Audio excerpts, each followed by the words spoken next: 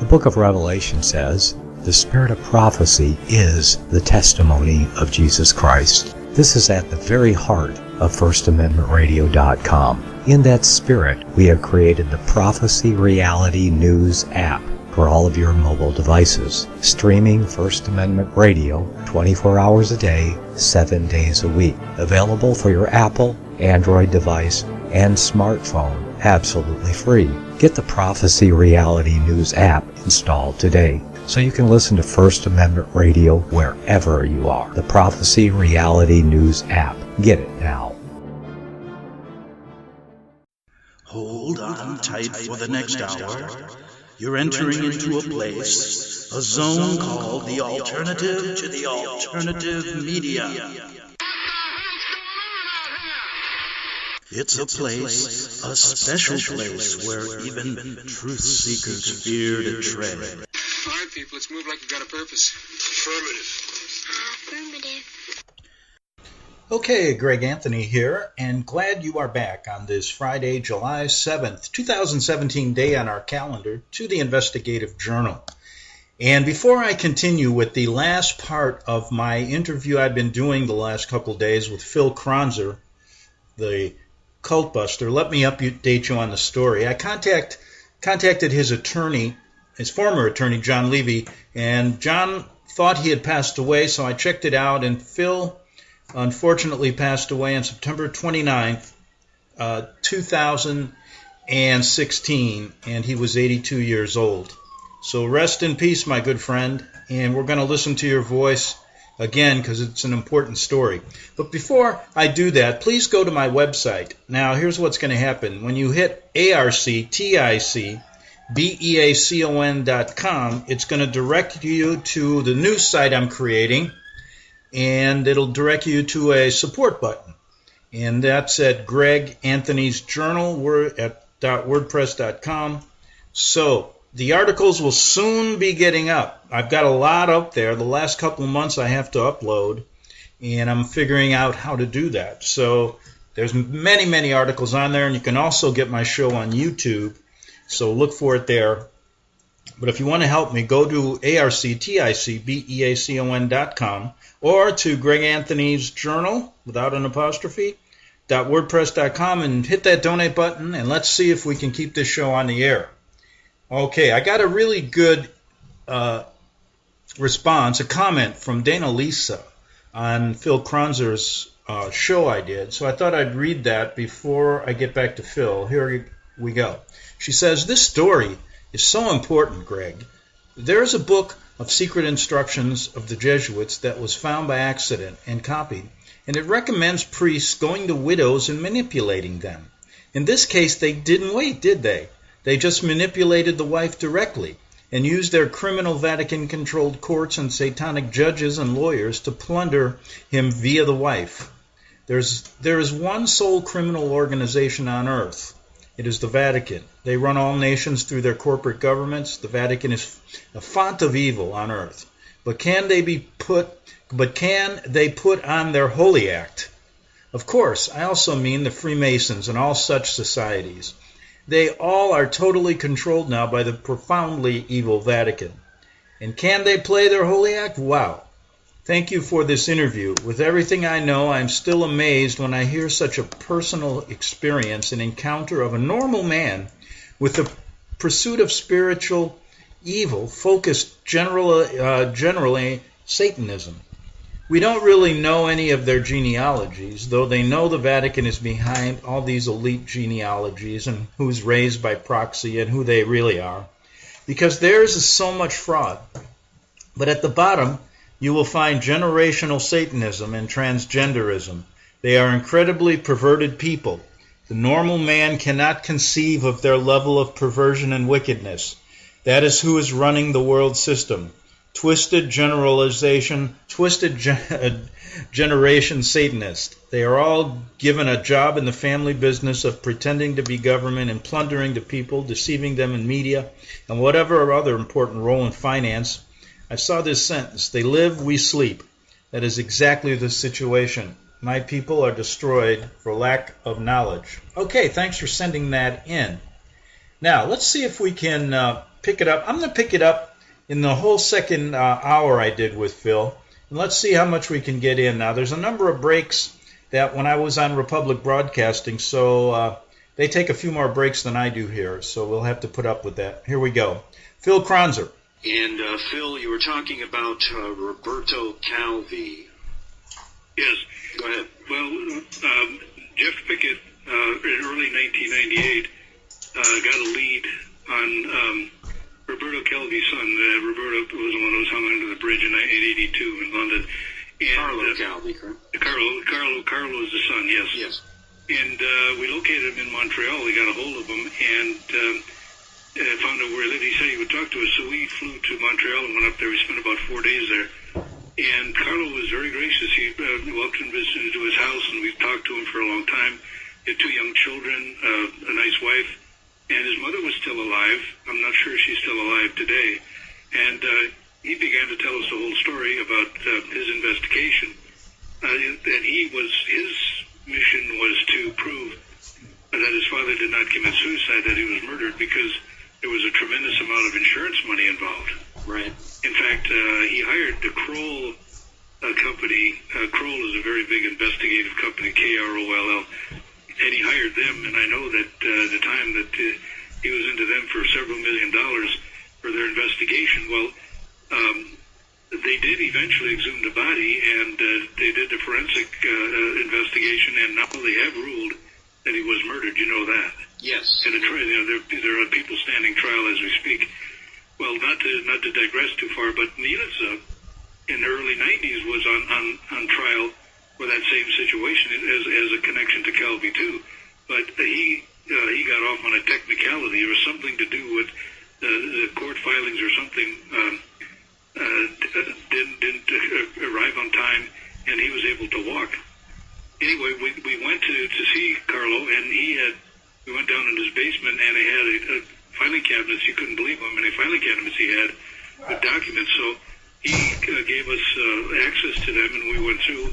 Pickett was going through picking out the documents, anything referring to Bishop Nilitsa, and I was running down to the copy center, and we did this for the better part of 2 days. We came back from Montreal with about a foot-high stack of documents, which since then I've returned over to my attorney, Jonathan Levy, and Jonathan Levy's been able to use some of that information for this Vatican Bank lawsuit that they're involved with.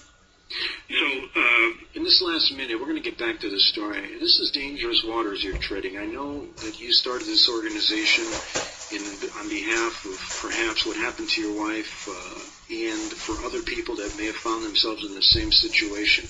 But let me tell you, when you get into this area, I'm sure they've come at you hard. How have you survived this? Well, one thing I do is I don't hold anything close to my vest. When I get stuff, I put it out.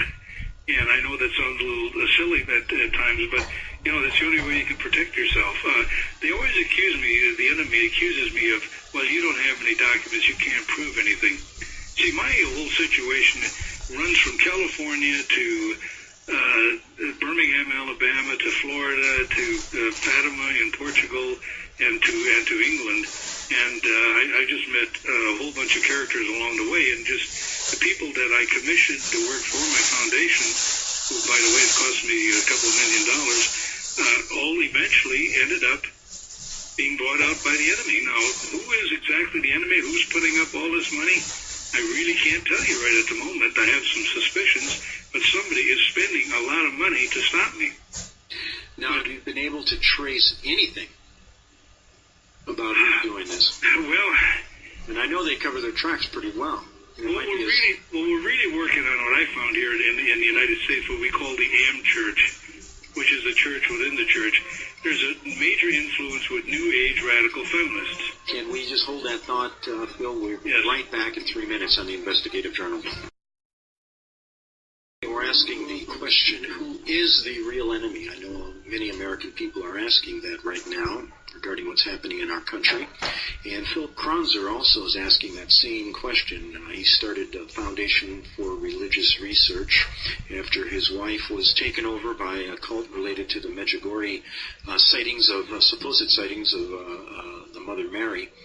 And through his research, he's uncovered some incredible connections between Jesuit priests, public officials, other religious organizations, which tie perhaps the enemy to all these groups. I know you've asked this question. Maybe the same enemy of the American people is the same enemy that's spending millions of dollars to try to keep you quiet. Although you may be just speculating, what do you think, Phil? You gotta at least try to figure it out. What do you think so far? Well, there's tentacles go everywhere, and the thing is, well, here's what I discovered. To give you a little background, sure. They operate with this whole thing with the Medjugorje prayer groups and other groups. I've got my hands on some documents quite some years ago that came out of Chicago in around 1976 when they really put together Call to Action. You've heard of Call to Action. Mm-hmm. And of course they claim that Call to Action is kind of just a dying movement and they're all old ex-priests and nuns and disgruntled people, but that's not true because maybe not under the same name of Call to Action, but they're under many different names and they got many different faces at this time. I like to identify it to New Age radical feminists who are manipulating with what you call psychopolitics. I found out that certain ones that when you get close to this situation, they literally have like a Nazi mentality with a communist agenda. Mm-hmm. It's a pretty good description. And I've got a small booklet of 55 pages which goes into psychopolitics, and it's literally you might as well say it was published right by the communists because it talks about how they run their cell groups and what their plan was. And their plan was they had to get rid of all of the good Catholic priests and go into using psychiatry and psychology to control everybody. Yeah, and maybe just to humanize this a little bit, so people listening get a picture of what's going on. Let's use a situation that I'm familiar with from my personal life. I grew up Catholic. I went to a Catholic school. I went to Notre Dame High School, which is in Niles, Illinois, right outside of Chicago. And I happened to be instructed by the Holy Cross Fathers during the period of the Vietnam War. Now, during this period, I could tell you right off the bat that it came from many priests. After two of our high school kids named Jimmy Freeze and Greg, Greg Freeze, I believe, and Jimmy, and I apologize, I forget. But these two guys were the first two Marines that were killed at our school. And they came back on the buddy system, both dead, and I believe their crosses are still up on the north side of Chicago. Well, there were many good priests back then who were telling all of us not to go into the war, that the war was wrong. And this was before many, many people spoke. And I'll tell you what, it influenced my decision to believe, to understand what was happening in Vietnam that came to pass years later, of how this war was all wrong from the beginning. And it was the Catholic priests telling us that in our school. Mm-hmm. And I believe if you look at what's happening now, the war mentality we have in our country now, that's the last thing. These criminals in our government and these criminals that are also parading around as good priests and good rabbis and whatever else are trying to weed out the good people in all these religions who may influence the youth of our country to really figure out what's going on. I believe they think that way. What do you think? Well, there's no question that they're going after our youth. That's a given because even here in California, we got this Rob Reiner, meathead, remember him? Sure. And they're trying to get control of all of our kids in the daycare schools and the Montessori schools now. So there's no question it's brainwashing of our children. And the thing they want to do is weed out the good priests, the good rabbis, the good people in all religions that may prevent a problem for their warmongering agenda. Well, I've never thought about it that way, but it's certainly the liberal agenda and like I say, this communist mentality, because I know for a fact that, for example, in the San Francisco diocese, there's 15 priests altogether who have been literally kicked out, accused falsely. These are the Orthodox guys, and they don't want them saying Mass. They don't want them hearing confessions. Right. So the better guys, the good guys, have been literally sabotaged one way or the other. This whole sex scandal within the church, it was all contrived. There's no question about that. behind it? Well, for a good example, in Boston, the priest, Father Paul Shanley, he's the one that was the brains behind NAMBLA. And you know what? Everybody knows what NAMBLA is, North American Man Boy Love Association. And of course, he's since been put in prison.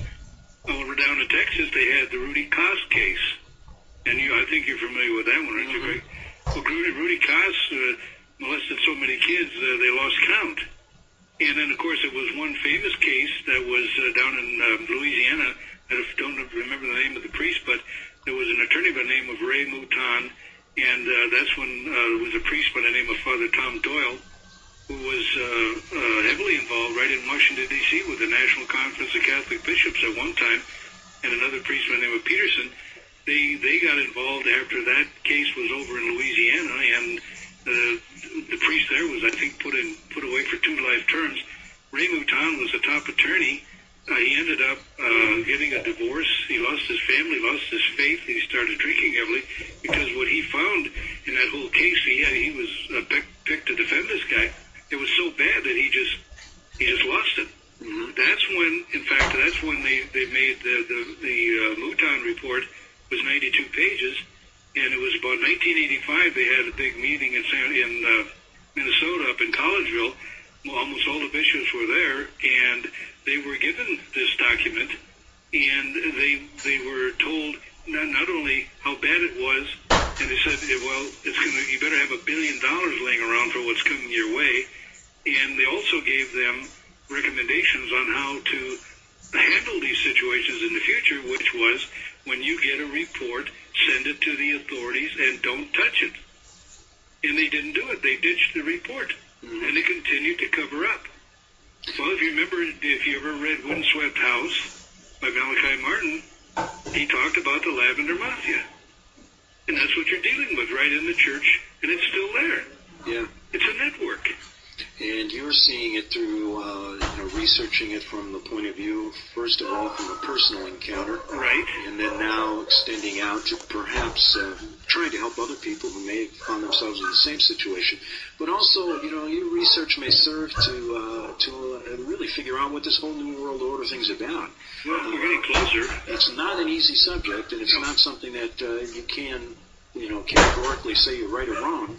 But, I always feel the more pieces to the puzzle we can put together, the better chance we have to figure out what's really going on.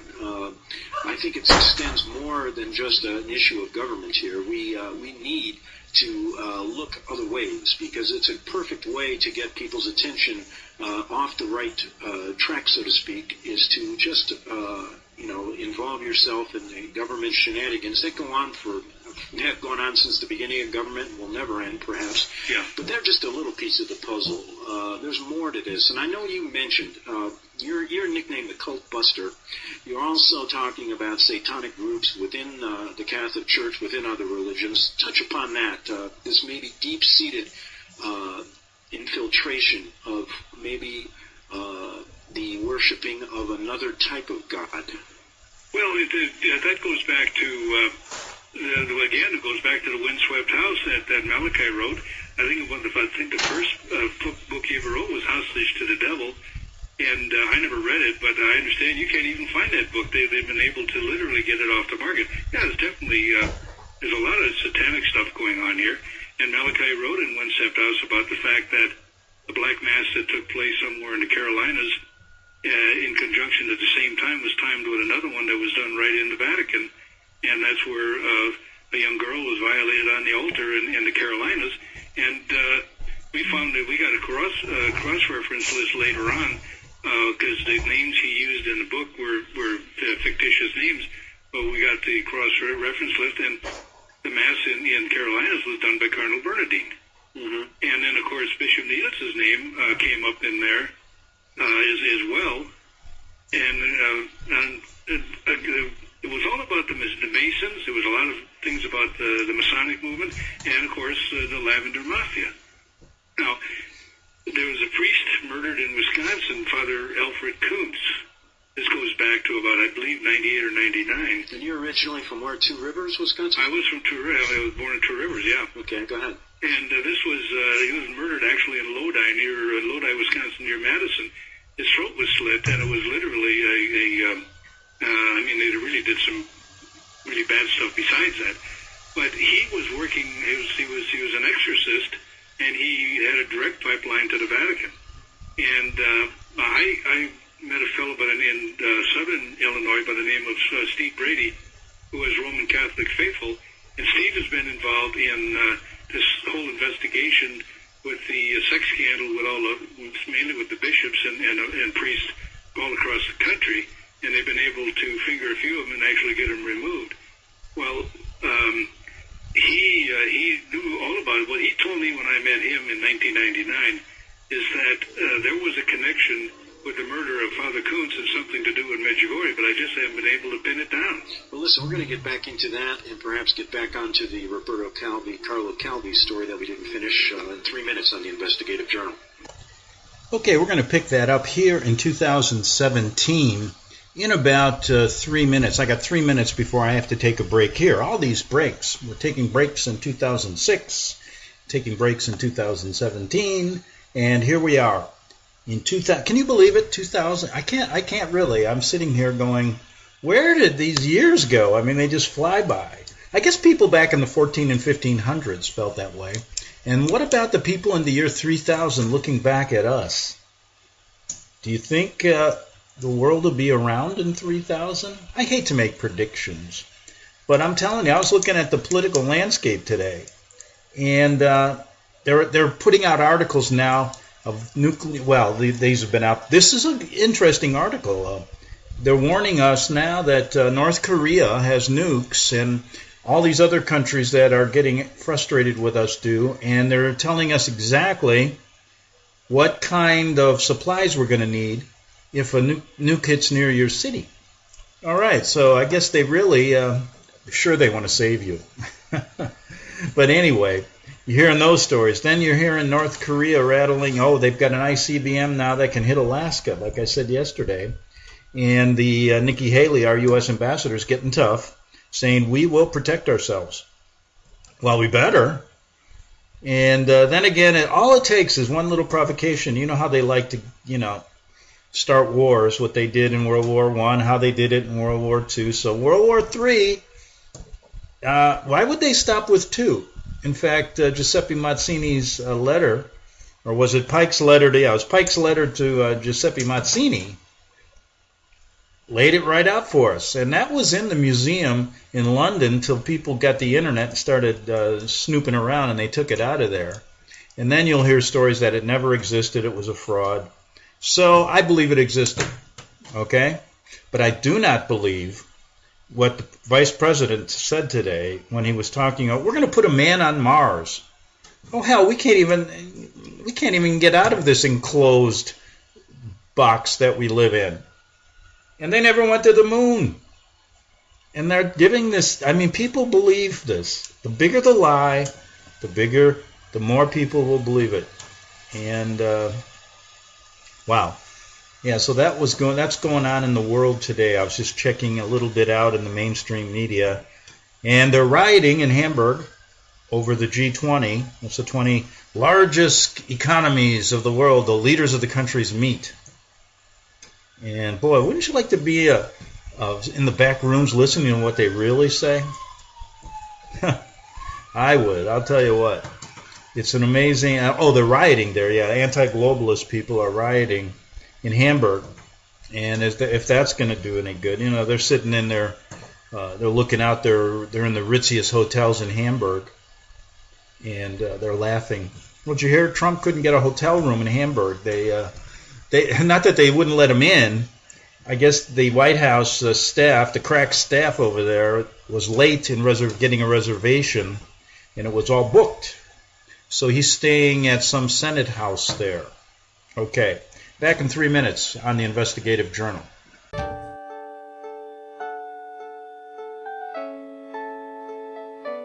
The program you are listening to is 100% sponsored by you, the listener, on this First Amendment Rights Media channel.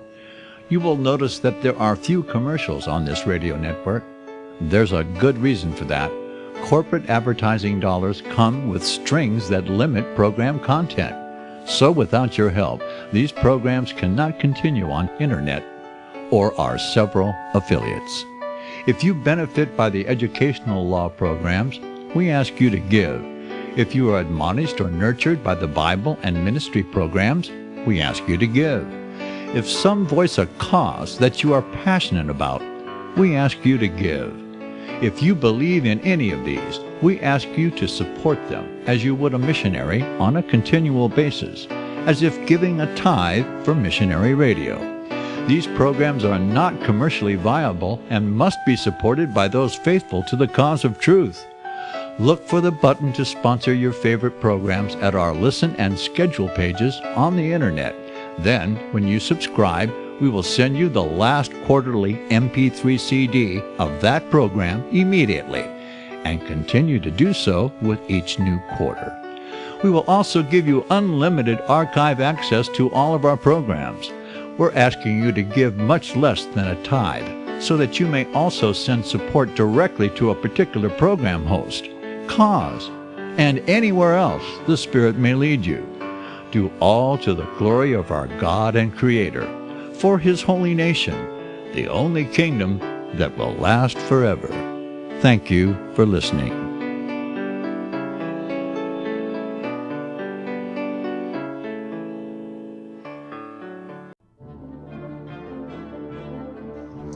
Visit crosstheborder.org, C-R-O-S-S, crosstheborder.org, to get your print, EPUB, or PDF version of Nicholas Arthur's new book titled When the Third Temple is Built. That's crosstheborder.org. When it comes to prophecy today, much of the evangelical Christian world has their eyes on Israel, waiting and watching to see when the third temple will begin to be built. The plans are drawn. The Jewish people are eager. Most evangelical Christians today believe that the rapture will happen before the third temple is built. Hi, I'm Michael Eugene. I was taught that Daniel's 70th week was in the future. Is that really what the Bible teaches? Have we searched the scriptures and found this to be true? Why is it so important for a re-established Israel to build a third temple in Jerusalem? Is it necessary to build a temple on the same location already occupied by the Dome of the Rock? Is it necessary for sacrifices to take place in the temple on Temple Mount? Is there really a rapture followed by 7 years of tribulation? What is the New Testament temple? Can we identify history and prophecy? Who is the first beast in Revelation chapter 13? Who are the 7 kings in Revelation 17? I have asked all these questions, and I have found Nicholas Arthur's new book, When the Third Temple is Built, answers all these questions and more using Scripture to interpret Scripture. The Bible says that no prophecy of Scripture is of any private interpretation. Nicholas shows us in his new book, When the Third Temple is Built, how the Bible interprets prophecy and not man's private interpretation. Visit crosstheborder.org, C-R-O-S-S, crosstheborder.org, to get your print, EPUB, or PDF version of Nicholas Arthur's new book titled When the Third Temple is Built. That's crosstheborder.org. The following program is labeled dangerous and off limits by the supreme Jesuit command. But stand tall, people.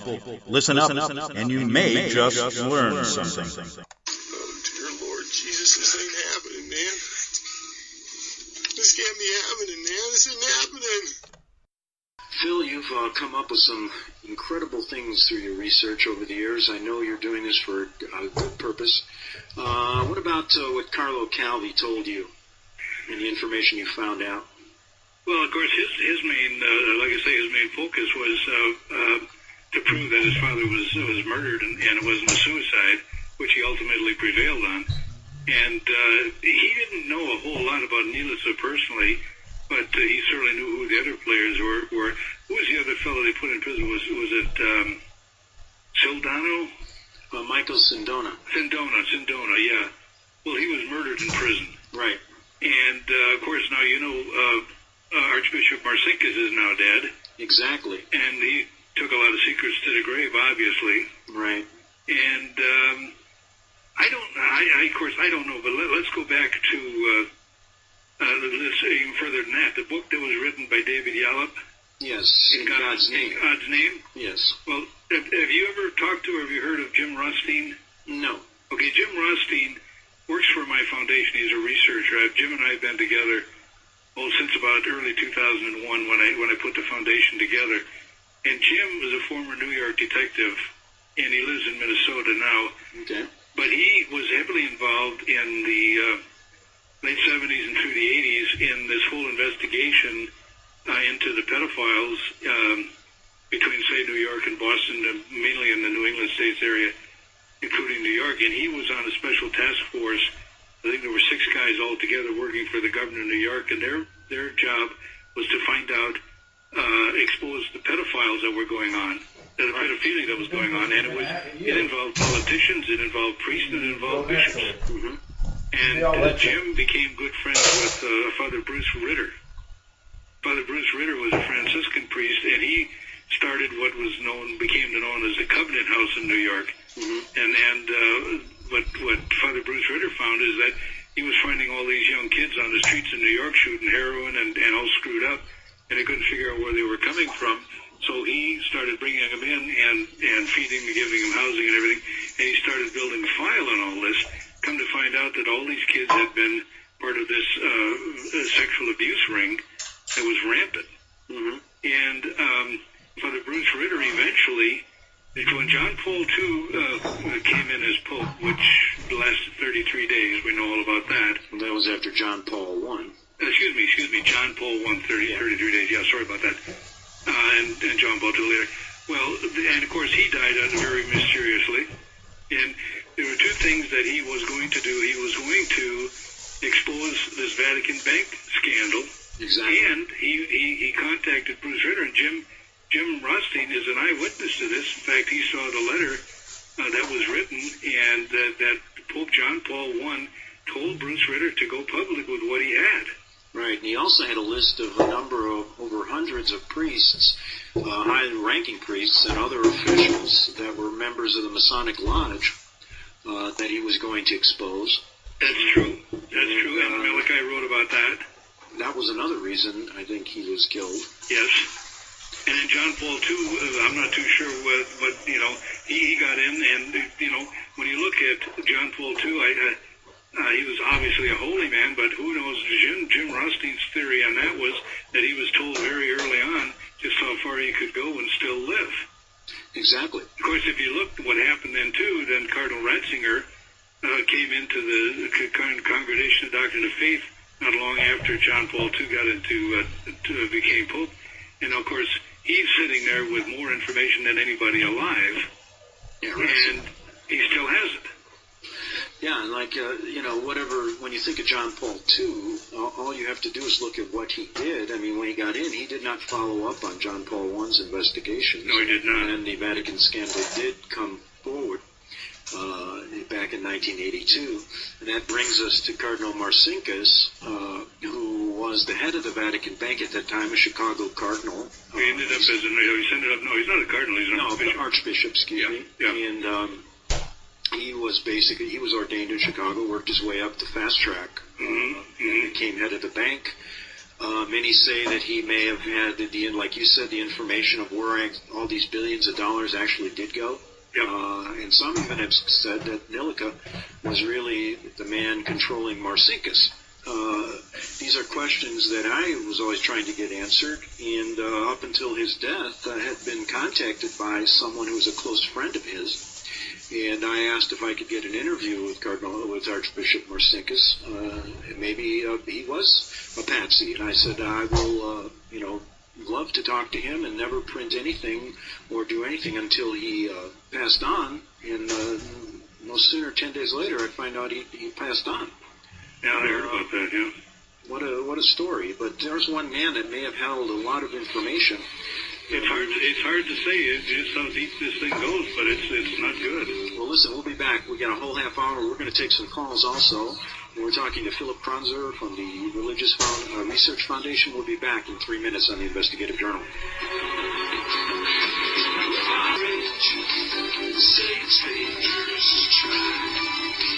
Well, they just don't know that love eternal will not be denied. Okay, we're back. Last half hour of the Investigative Journal, and we're exploring just how deep the tentacles of the New World Order go?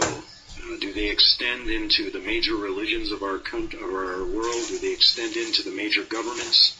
What is going on? That's the question we're asking Phil Kronzer. His investigation and research started from a personal life story, a tragic story of how he lost his wife to a cult and how he's fought hard ever since to get at the truth. A very difficult thing, something that I applaud your efforts. It's not easy. It's a very intricate, very well-organized, well-financed group of people, but no one's going to deny this. And if you're out there listening, something strange is going on in our government. Something strange is going on in some of the major religions in our world. We want to find out what. And Phil Kronzer is trying to answer that question. Phil, I know you've looked hard, deep. We're looking at many aspects of it. Some of it came out. I always say this from people that I've interviewed. All things go back to the Vatican, and from there we can look outward. What do you think about that statement? There's no question about it. Absolutely no question whatsoever. There's an interesting connection that I got involved with here on the West Coast, and I mentioned this woman named Marcia Smith, and she's the one that literally co-opted my wife.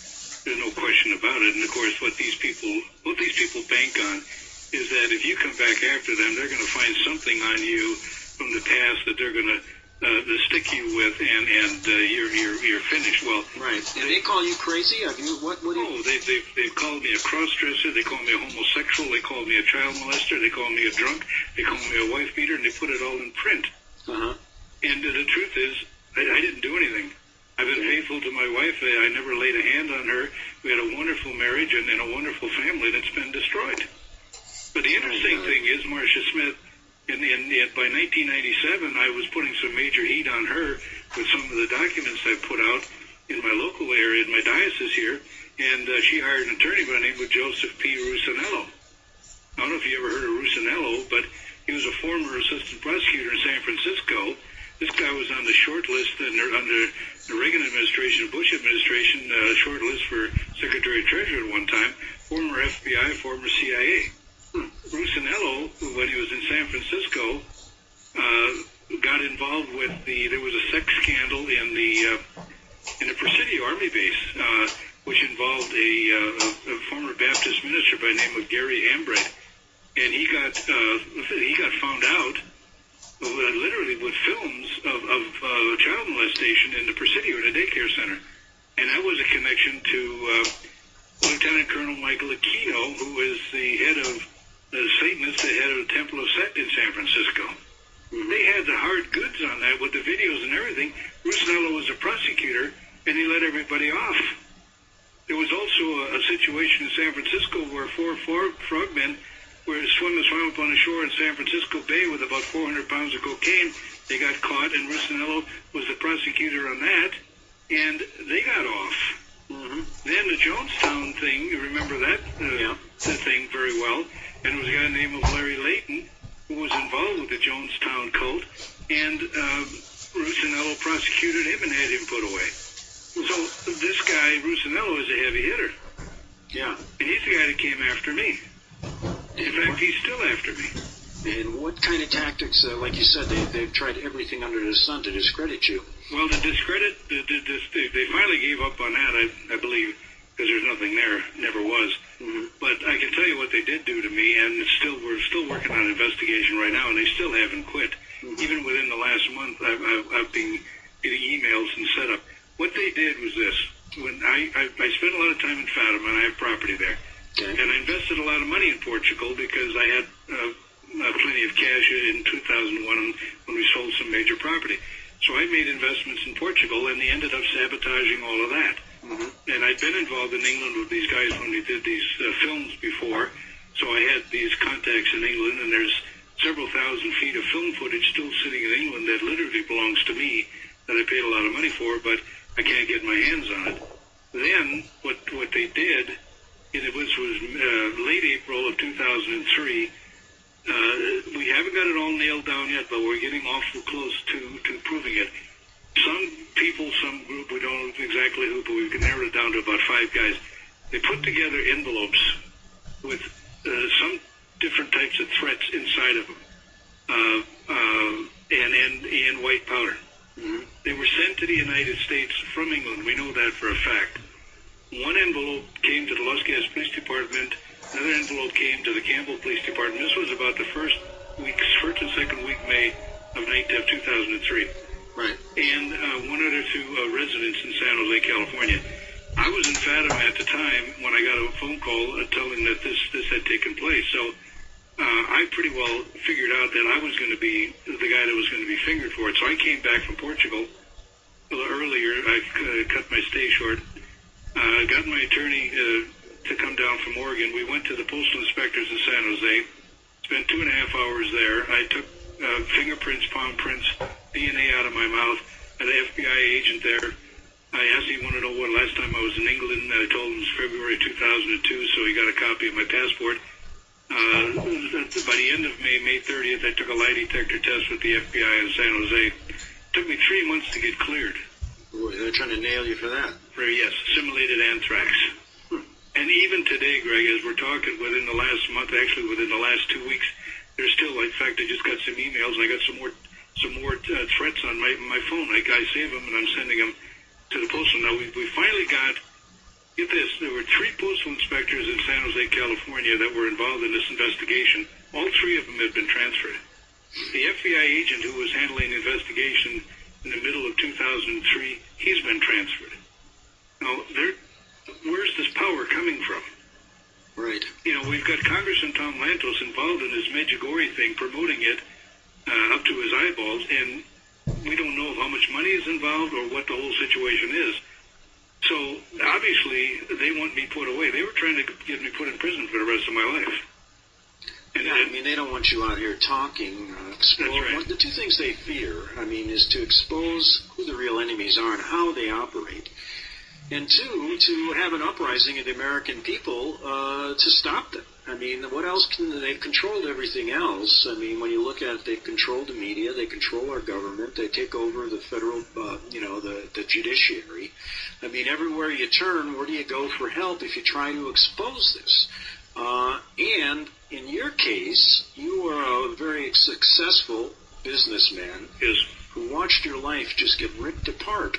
And through that, I think, may I just say this? I think I think what you're doing, you feel in a sense you've lost everything and there's nothing else to lose and I'm going to get to the truth. Is that basically your feeling? You've hit it right on the head. This is way beyond my wife. This is way beyond my family. I love them dearly. But this is way beyond that, okay? Yeah. And this is, what this is an out-and-out attack on the Roman Catholic Church. There's no question about it. And it's not only the Roman Catholic Church, but Christianity in general. And what I've been able to put together when you look at how they operate with these cell groups, they create what I call their change agents. The tricky part about this is to find out who are the real change agents and who are the ones that have been literally programmed to follow along gently with them. Mm-hmm. This is all about sensitivity training. Right. And the Catholics today are so desensitized. I mean, you know, the biggest percentage of Catholics don't even have a clue as to what's going on. If it doesn't affect you directly, and you don't pay a price like I paid, your life goes on. Exactly. And perhaps if this didn't happen to your wife, I never would have known. You'd be in the same situation as millions of other people. Yeah. And for some reason, you've been put in this situation, you've been given a choice. You could have went away quietly, I guess. Or you could search for the truth and perhaps help other people understand this. Well, I made them the statement before, Greg, that if I'd have known 12 years ago what I was walking into, I would have been afraid to do it. Yeah. Well, unfortunately for them, for the enemy, there were a number of occasions when they had every chance to just let my wife go and let bygones be bygones, but then they just kept pushing too hard, and of course, the harder they pushed, the harder I pushed, because I'm a German bohemian, and we get pretty stubborn at times. But, it's not a laughing matter. I've been to hell and back, but I'm not going to stop. I'm just not going to stop. No, I don't. And you know something? I really applaud your efforts. I guess getting back to this guy, this bishop, put that in quotes, Nilika, his name comes up a lot. His name is all over the place, all over the map when you're talking about perhaps even a New World Order connection between him and many members of our government. Have any government officials outside of the one representative you talked to come up when you talk about Nilica or others you've researched? I don't know. I don't have anybody else, but again, the one woman said that he was KGB. They deny a relationship. They try to deny a relationship with him in Medjugorje, but there's clearly a connection there in Medjugorje.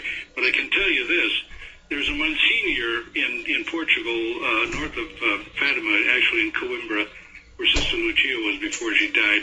And this Monsignor is an elderly man.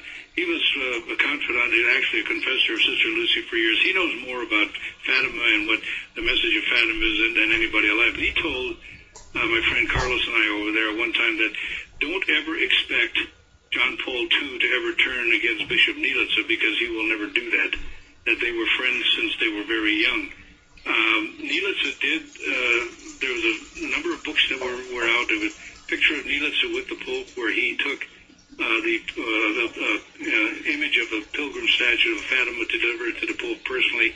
Also, he had something to do with this famous icon of the Kazan, which was one, I think, was a replica of the original, which is hanging in the Domus Pachas Hotel in Fatima, where the Blue Army had their headquarters, and Nilica had it removed from there and personally delivered it to John Paul II. So there was some real strong connection between John Paul II and Nilica. And we don't know exactly what that all was all about. And what about him and Hans Peter Kovenbach? That name I haven't heard. Okay. Well, he's called the Black Pope. Okay, Head of the Jesuit Order. Yeah, now that you bring it up, yeah. And some have said Nilica falls to the step of Kovenbach. Well, they're both in the same order. But anyway, why don't we take a call? We've had Jeff in New Mexico holding for a long time. I think he's still on the line. Jeff, are you there? Yeah, I've sacrificed a little bit to be on hold here. I know you were cut off a couple times. We've had a little problem with our lines, so I apologize for that. But go ahead, if you could ask a question right now, I'd appreciate it. Yeah, does Philip, at the time him and his wife went to Europe, and then now consider himself Christian at those times and now? Do I consider myself Christian? Uh-huh. Well, yes, I'm still a Roman Catholic. In fact, I've gone back to the traditional Latin Mass. Because, I mean, on the Republic Network here, a lot of us believe in a lot of things the Founding Fathers said, and the Constitution warns people against foreign entanglements. Did you ever stop and think maybe you're being punished for... I mean, you could have stayed in California, like I've been to San Diego, and there's homeless people sleeping in the park that you could minister to. Why do you think you need to go to Europe to do praying or help people? Well, I didn't go to Europe to just pray and help people. We just happened to be in a position where we could travel. My wife and I both had a dedication to the Blessed Virgin Mary. We believe in that very strongly. We certainly don't believe in false apparitions, although we got conned into them, but that's all part of the mind control. But I believe in the Roman Catholic Church. I believe what it teaches, and I believe in the magisterium of the Church. And I was born and raised Catholic, and I intend to be a Catholic until I die. So, I understand what you're saying, but I had a reason after what they did to my wife and my family, and this is not about money. I've spent a ton of my own money. Money doesn't matter to me anymore, but once you've lost anything, what difference does it make? I just decided that what happened to me, I don't want to happen to anybody else, and believe me, they'll continue to do this. They're not going to stop. Okay, well, have you ever heard of this New Dimensions show, Michael Toms? He's in Ukiah, California. No, I really haven't. I can't say that I did, no. He's kind of new age. And both you and him being from California, I don't like to generalize, but you guys sound like you're bragging a lot, about your expensive houses, and Michael Toms is bragging about his live oak trees on his property as he drives up, and you guys come across as brag. I wasn't bragging about my houses. I just was fortunate enough to have been very successful in business, and I worked very hard to get what I got. It wasn't, if it came across as I was bragging about it, that's not what I meant. I just was trying to get the message across is when you have money, they're going to come after you, and they don't care what they do to you. Now you understand, folks, I'm back here in 2017. Do you understand why I don't like taking calls anymore? I mean, this guy is definitely doesn't like people who are successful. I don't understand that kind of mentality. You know, just because a person is successful and just because a person has a deep-seated belief. Now, Phil, look, you know, I didn't push Phil to become a Bible-believing Christian. It wasn't my role.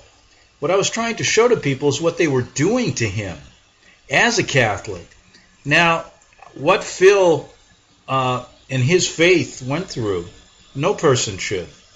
And, you know, I wish I could have said to Phil or talked to him and say, hey, you know, you got to get out of the beast, but it wasn't proper at that time.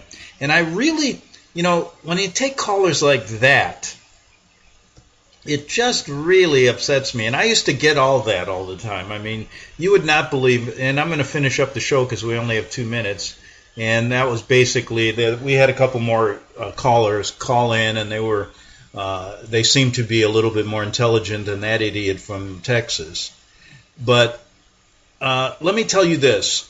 When I interviewed Phil in March of 2006, I was starting to get heavily into the Vatican.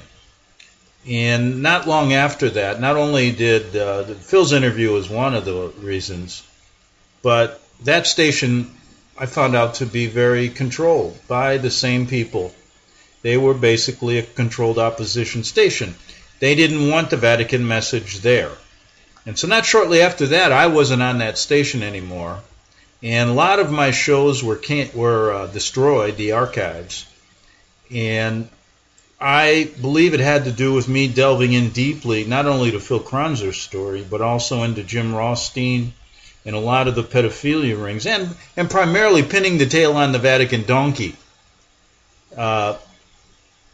So it's I learned the hard way, and you learn by actually getting involved. And that's what happened to me. So I hope you enjoyed these interviews. Listen, have a good weekend. Despite everything, I think you can manage it. So we'll be back Monday on the Investigative Journal. Since the beginning of time, kings have sought it, nations have fought for it.